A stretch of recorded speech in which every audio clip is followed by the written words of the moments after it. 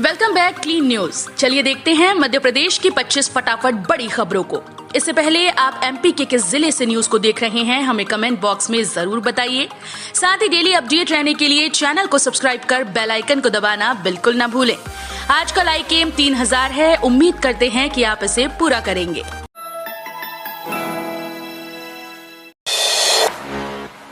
MP panchayat election 2021 का ऐलान, 3 चरणों में होंगे पंचायत चुनाव। मध्य प्रदेश पंचायत चुनाव की तारीखों का ऐलान हो गया है। मध्य प्रदेश निर्वाचन आयोग ने प्रेस कॉन्फ्रेंस की, जिसमें निर्वाचन आयोग ने जानकारी देते हुए बताया कि एमपी पंचायत चुनाव के पहले चरण के लिए 13 तारीख को निर्वाचन की सूचना का प्रकाशन किया जाएगा।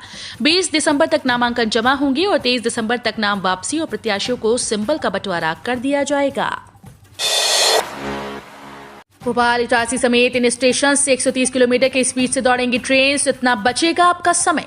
मध्य प्रदेश में ट्रेन सब राजधानी एक्सप्रेस की रफ्तार से दौड़ेंगी। पश्चिम मध्य रेलवे ने अपनी ट्रेन की गति को बढ़ा दिया है। अब इस जोन में ट्रेन 130 किलोमीटर प्रति घंटे की रफ्तार से चलेंगी। पहले ये स्पीड 110 किलोमीटर प्रति घंटे की थी। रेलवे बोर्ड द्वारा दिए गए समय से 1 साल पहले अपना टारगेट पूरा करते हुए पश्चिम मध्य रेलवे ने ट्रेन की गति में इजाफा कर दिया है। ऐसा करने वाला ये देश का पहला जोन है। मुख्य जनसंपर्क अधिकारी के मुताबिक पश्चिम मध्य रेलवे के मुख्य सेक्शन नागदा, कोटा, मथुरा, बीना, भोपाल, इटारसी में सभी ट्रेन की गति को बढ़ाकर 130 किलोमीटर प्रति घंटा कर दिया गया है। मध्य प्रदेश हाईकोर्ट ने ट्यूशन फीस मामले की सुनवाई 1 सप्ताह के लिए बढ़ाई। हाईकोर्ट ने 100% क्षमता के साथ स्कूल खुलने तक सिर्फ ट्यूशन फीस वसूले जाने पर बल देने वाली जनहित याचिका पर सुनवाई 1 सप्ताह के लिए बढ़ा दी। मामला प्रशासनिक न्यायाधीश शील नागू व जस्टिस पुरुषेंद्र कुमार कौरव की युगल पीठ के समक्ष सुनवाई के लिए लगा। इस दौरान जस्टिस कौरव ने साफ किया कि वे न्यायमूर्ति बनने से पूर्व महाधिवक्ता के रूप में ट्यूशन फीस मामले में राज्य शासन की ओर से पक्ष रख चुके हैं, इसलिए मामला अन्य बेंच में सुनवाई के लिए लगाया जाना चाहिए। सीएम शिवराज सिंह चौहान की घोषणा, आज से मध्य प्रदेश में पेसा एक्ट लागू। राज्यपाल मंगूभाई पटेल और सीएम शिवराज सिंह चौहान ने दीप प्रज्वलन के साथ कन्याओं का पूजन करके टंटिया मामा के बलिदान दिवस के मुख्य कार्यक्रम की शुरुआत की। सीएम शिवराज सिंह चौहान ने मन से मध्य प्रदेश में पेसा एक्ट लागू करने की घोषणा की। उन्होंने कहा कि पट्टा देना बंद नहीं होगा, जिनके पट्टे बच गए हैं उन्हें दिया जाएगा। जितने भी आदिवासी भाइयों पर छोटे मामले चल रहे थे उन सबको वापस ले लिया जाएगा। उन्होंने मुख्यमंत्री आदिवासी भू आवासीय योजना लागू करने की घोषणा की है। यूजी व पीजी के विद्यार्थी 10 दिसंबर तक कोर्स को बदल सकते हैं। प्रदेश के यूजी व पीजी कॉलेजेस में प्रवेश प्रक्रिया की अंतिम तारीख खत्म हो चुकी है। इस साल प्रदेश के 1301 निजी और सरकारी कॉलेजेस में 6,58,000 विद्यार्थियों के प्रवेश हुए हैं। इसमें से करीब 85,000 विद्यार्थी अपने कोर्स को बदल चुके हैं। करीब 5.5 लाख विद्यार्थी अपना कोर्स बदलना चाहते हैं, तो विभाग ने उन्हें 10 दिसंबर तक का समय दिया। विद्यार्थी ऑनलाइन के साथ ऑफलाइन भी विकल्प दे सकते हैं। उच्च शिक्षा विभाग के कॉलेज और विश्वविद्यालय की प्रवेश प्रक्रिया पर विराम लगा दिया है। बिजली विभाग का झटका, प्रदेश में 6% तक बढ़ाई जा सकती है बिजली की दरें। आने वाले दिनों में प्रदेशवासियों को जोरदार झटका लग सकता है। बढ़ती महंगाई के बीच मध्य प्रदेश के लोगों को ये झटका बिजली विभाग दे सकता है। एक बार फिर से मध्य प्रदेश में बिजली की दरें बढ़ सकती हैं। बता दें कि मध्य प्रदेश में बिजली दरें बढ़ाने की तैयारी शुरू हो गई है। बताया जा रहा है कि नए वित्तीय वर्ष में दरें बढ़ाने के लिए बिजली कंपनीज ने प्रस्ताव तैयार किया। इसको लेकर एमपी पावर मैनेजमेंट कंपनी ने राज्य विद्युत नियामक आयोग में याचिका दायर की है। इस याचिका पर 14 दिसंबर को आयोग सुनवाई करेगा। कृषि अधिकारी भर्ती परीक्षा के प्रवेश पत्र जारी। मध्य प्रदेश व्यावसायिक परीक्षा बोर्ड ने ग्रामीण कृषि विस्तार अधिकारी और वरिष्ठ कृषि विकास अधिकारी के पद के लिए प्रवेश पत्र जारी कर दिए। एडमिट कार्ड एमपीपीईबी की आधिकारिक वेबसाइट यानी www.peb.mp.gov.in पर जारी किया गया है। परीक्षा के लिए आवेदन करने वाले उम्मीदवार वेबसाइट से प्रवेश पत्र डाउनलोड कर सकते हैं। ग्रामीण कृषि विस्तार अधिकारी और वरिष्ठ कृषि विकास अधिकारी के पद के लिए परीक्षा तिथि 11-12 दिसंबर 2021 निर्धारित की गई है। एमपी पंचायत चुनाव से पहले सीएम शिवराज सिंह चौहान ने की बड़ी घोषणा। मध्य प्रदेश में पंचायत चुनाव की तारीखों के ऐलान और आचार संहिता से पहले सीएम शिवराज सिंह चौहान ने बड़ी घोषणा कर दी। सीएम शिवराज ने ऐलान किया कि जननायक #टंटिया मामा जी की स्मृति में प्रतिवर्ष 4 दिसंबर को पाताल पानी में मेला लगेगा। क्षेत्र का विकास किया जाएगा, उनकी स्मृतियों को संजोया जाएगा, जिससे देश को उनके व्यक्तित्व और बलिदान से प्रेरणा मिल सके। सीएम शिवराज ने कहा कि जननायक टंटिया मामा की स्मृति में 4 करोड़ 55 लाख की लागत से पाताल पानी में नवतीर्थ स्थल बनाया जाएगा। किसानों को फसलों के मिलेंगे सही दाम, अब मोबाइल पर आ गई मंडियां। कृषि कानून वापसी के बाद अब मोबाइल पर पूरी मंडियां होंगी। इसके लिए कृषि विभाग ने सौदा पत्रक मोबाइल ऐप शुरू कर दिया। इससे प्रदेश के पंजीकृत 35,000 अनाज कारोबारी जुड़े रहेंगे। किसानों को अनाज बेचने मंडी तक लेकर आने की जरूरत नहीं होगी। वे मोबाइल पर बाजार भाव मोबाइल के जरिए बोली और बिक्री अनुबंध भी इसी से कर सकेंगे। सौदा पत्रक तैयार होने के बाद व्यापारी किसानों के घर से अनाज उठा ले जाएंगे। मध्य प्रदेश में प्रोत्साहन राशि बंद करने से आशा कार्यकर्ताओं में नाराजगी। टीकाकरण के लिए कल से बंद की काम करना। प्रदेश भर की 84,000 आशा कार्यकर्ता और सहयोगिनी शनिवार से टीकाकरण के लिए लोगों को प्रेरित करने की खातिर काम करना बंद की। दरअसल उनकी प्रोत्साहन राशि बंद कर दी गई है। इस कारण से वो नाराज हैं। मध्य प्रदेश आशा उषा कार्यकर्ता और सहयोगिनी संघ की अध्यक्ष लक्ष्मी कौरव ने कहा कि प्रदेश में 84,000 आशा उषा और आशा सहयोगिनी कार्यकर्ताओं के द्वारा संपूर्ण 52 जिलों में शनिवार से कोविड-19 वैक्सीनेशन महाअभियान में कार्य का बहिष्कार किया जा रहा है। भोपाल में 2 डिग्री लुढ़का रात का पारा। आसमान साफ, अब बढ़ेगी ठिठुरन। प्रदेश के कुछ इलाकों में बारिश और वातावरण में नमी के कारण न्यूनतम तापमान में कमी आई। बीते 24 घंटों के दौरान राजधानी भोपाल में भी न्यूनतम तापमान 2 डिग्री गिरा। शनिवार को राजधानी का न्यूनतम तापमान 12.7 डिग्री सेल्सियस दर्ज किया गया। इसके दिन एक दिन पहले यह आंकड़ा 14.7 डिग्री सेल्सियस था। इधर मौसम विभाग के अनुसार शनिवार को रीवा, छिंदवाड़ा, पन्ना, छतरपुर, बैतूल, झाबुआ, रतलाम, उज्जैन, नीमच, मंदसौर, शिवपुरी, ग्वालियर और श्योपुर कला के कुछ हिस्सों में गरज चमक के साथ बौछारें पड़ने की संभावना है। सीसीटीवी कैमरे की जद में रहेगा इंदौर में थाना, हवालात और टीआई का कैबिन। पुलिस अफसर अब अवैध हिरासत और हिरासत में मौत के मामलों पर पर्दा नहीं डाल पाएंगे। पुलिस मुख्यालय उन्हें तीसरी नजर में कैद करने जा रहा है। थाना परिसर, हवालात और टीआई के कैबिन को भी सीसीटीवी कैमरे की जद में लिया जाएगा। 18 महीने तक इसकी रिकॉर्डिंग सुरक्षित रखी जाएगी ताकि जांच में सहयोग कर सके। रेडियो में पदस्थ सीनियर पुलिस अधीक्षक राजेश कुमार सिंह ने हाल ही में इसकी प्रक्रिया की शुरुआत की है। स्वास्थ्य शिविर में बोले अपर मुख्य सचिव, मध्य प्रदेश में जनवरी तक फैल सकता है ओमिक्रॉन का प्रकोप। कोरोना वायरस के नए वेरिएंट ओमिक्रॉन की वजह से देश विदेश में हड़कंप मचा हुआ है। बेंगलौर में इस वेरिएंट के 2 केस मिलने से अब मध्य प्रदेश में दहशत का माहौल है। इसे कोरोना की तीसरी लहर के आने का संकेत माना जा रहा है। इस बीच प्रदेश में स्वास्थ्य विभाग के अपर मुख्य सचिव मोहम्मद सुलेमान ने एक बड़ा बयान दिया। उन्होंने कहा कि मध्य प्रदेश में जनवरी में कोरोना के नए वेरिएंट का प्रकोप फैल सकता है। इतना ही नहीं, उनका मानना है कि अगर कोरोना की तीसरी लहर आती है तो अनेक लोगों को अस्पताल में भर्ती होना पड़ेगा।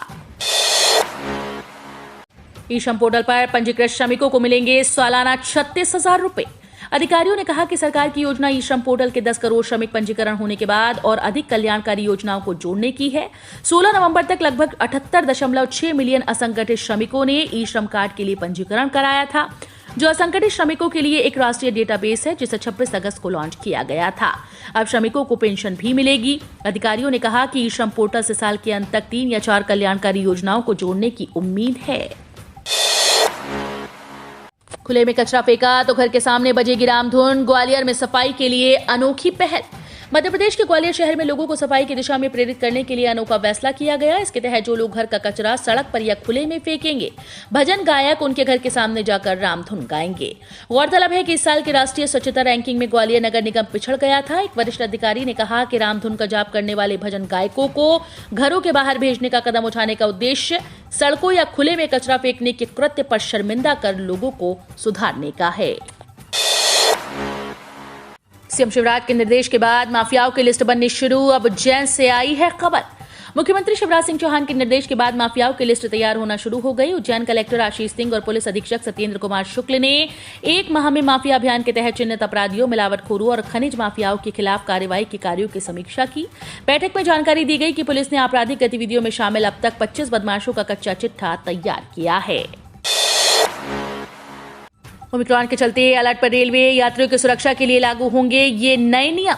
कोविड-19 के नए वेरिएंट ओमिक्रॉन को देखते हुए पूर्व मध्य रेल कई एहतियाती कदम उठा रहा है। किसी भी आपात स्थिति से निपटने के लिए रेलवे चिकित्सालयों में अनुभवी चिकित्सक, नर्स और पैरामेडिकल स्टाफ 24 घंटे तैनात रहेंगे। कोविड-19 के मरीजों को चिकित्सकीय सुविधा प्रदान करने के लिए रेलवे चिकित्सालयों में मेडिकल स्टाफ को नए वेरिएंट से संबंधित ताजा जानकारी से अपडेट कराते हुए विशेष रूप से प्रशिक्षित किया जा रहा है। ग्वालियर पहुंचे केंद्रीय कृषि मंत्री ने एमएसपी को लेकर दिया बड़ा बयान। बोले राहुल गांधी पर नहीं किसी को विश्वास। कृषि कानून वापस लेने के बाद आंदोलन कर रहे किसानों की मांग है कि सरकार एमएसपी पर कानून बनाए। केंद्रीय कृषि मंत्री नरेंद्र सिंह तोमर ग्वालियर पहुंचे। जब उनसे एमएसपी को लेकर सवाल पूछा गया तो उन्होंने कहा कि एमएसपी जारी थी और आगे भी जारी रहेगी। प्रधानमंत्री ने एमएसपी पर विचार करने और उसे अधिक प्रभावी बनाने के लिए कमेटी बना दी है। ये कमेटी इसे और अधिक पारदर्शी बनाने के लिए आगे विचार करेगी। एमएसपी समेत अन्य मांगों पर सरकार से बात करेंगे किसान संगठन। 5 सदस्यीय पैनल का गठन। केंद्र सरकार की पेशकश पर दिल्ली के अलग अलग बॉर्डर पर प्रदर्शन कर रहे किसान संगठन सरकार से बातचीत करने के लिए तैयार हो गए। शनिवार को केंद्रीय गृह मंत्री अमित शाह ने किसान संगठनों को बातचीत का न्योता दिया था, जिसे किसान संगठनों ने स्वीकार कर लिया है। किसान संगठनों की ओर से 5 सदस्यीय पैनल अब अन्य मुद्दों पर सरकार के साथ चर्चा करेगा।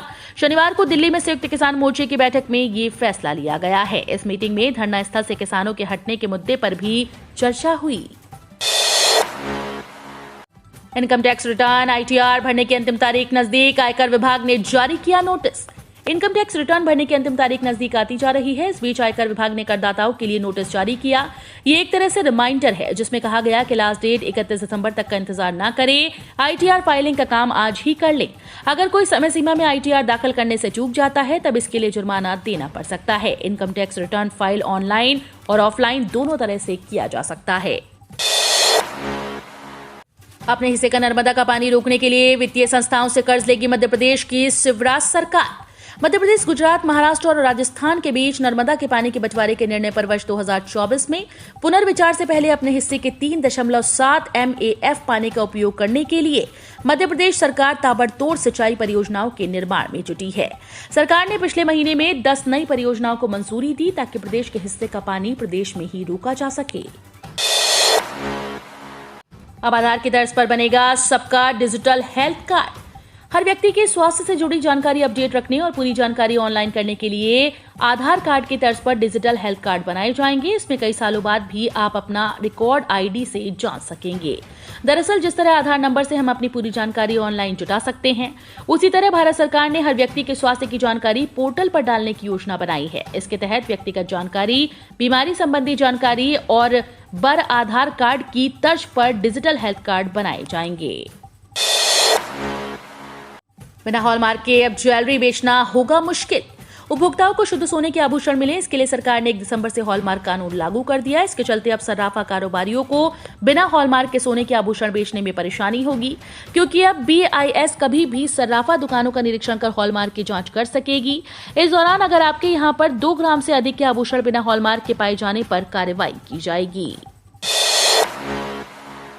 CSIR नेट एग्जाम 2022 के लिए रजिस्ट्रेशन प्रक्रिया शुरू। 29 जनवरी से 6 फरवरी तक होगी परीक्षा।